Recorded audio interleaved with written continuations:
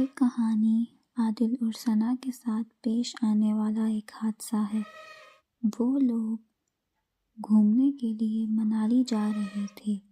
ساری تیاری مکمل ہو چکی تھی اور یہ لوگ اپنا ضروری سامان لے کر بائی روڈ منالی کے لیے نکل گئے۔ رات کافی ہو چکی تھی اور ہائی وے پر ان کی کار کے علاوہ کوئی اور کار نہیں تھی۔ روڈ کے دونوں سائیڈ گھنے جنگل تھے اور ویران سڑک پر بس یہ دو لوگ اپنی گاڑی میں تھے۔ عادل اور ثنا ایک دوسرے سے بات کر رہے تھے۔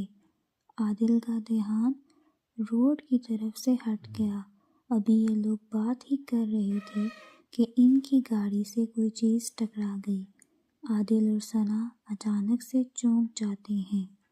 عادل گاڑی کو سائیڈ پر پارک کرتا ہے اور گاڑی سے اتر کے دیکھتا ہے۔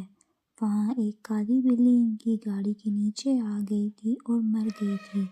عادل اور ثنا اس بلی کی لاش کو اٹھا کر وہیں ایک جنگل میں دفنا دیتے ہیں۔ یہ سب کرنے کے بعد وہ تھوڑی دور جاتے ہیں تو ان کی گاڑی پھر خراب ہو جاتی ہے۔ اندھیری رات، ہر طرف صرف جنگل اور سناٹا۔ ثنا کو ڈر لگنے لگتا ہے اور وہ کہتی ہے کیوں نہ ہم پیدل چل کر کسی کاٹیج یا ہوٹل کو تلاش کریں تاکہ ہم وہاں رات گزار سکیں۔ تھوڑی آگے جا کر عادل کو ایک پرانا خستہ حال گیسٹ ہاؤس نظر آتا ہے جو کہ ان کے لیے واقعی کسی نعمت سے کم نہیں تھا۔ یہ دونوں اپنی گاڑی وہیں چھوڑ کر اس گیسٹ ہاؤس میں چلے جاتے ہیں۔ وہاں صرف ایک بوڑھی عورت موجود ہوتی ہے۔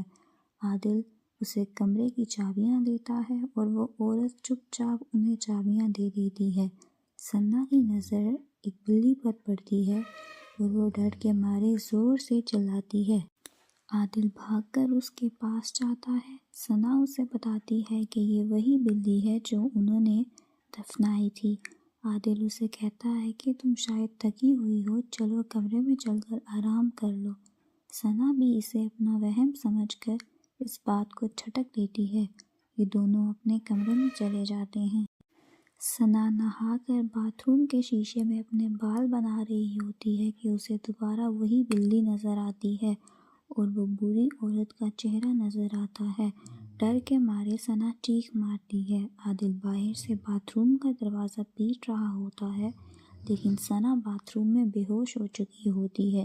وہ بھاگتا ہوا ریسیپشن پر ماسٹر کی لینے کے لیے جاتا ہے لیکن وہاں پر کوئی بھی نہیں ہوتا اور دیوار پر کسی نے خون سے موت لکھا ہوتا ہے اور ایک کالی بلی کی لاش پڑی ہوتی ہے۔ یہ سب دیکھ کر عادل کا رنگ پیلا پڑ جاتا ہے۔ عادل جو ہی کمرے کی طرف روانہ ہوتا ہے تو وہ کیا دیکھتا ہے کہ چڑیل نے اپنے ناخنوں سے ثنا کا گلا چیر دیا ہے اور اس کی گردن جسم سے الگ کر دی ہے۔ عادل بھی ثنا کی موت کے بعد وہیں خودکشی کر لیتا ہے۔ اب سوال یہ ہے کہ ان کی موت اس ہوٹل میں ہوئی لیکن ان کی لاشیں قبرستان میں کیسے ملی؟ اور کیا یہ بدروحیں جانوروں کی شکل اختیار کر سکتی ہیں یا یہ محض ایک وہم ہے؟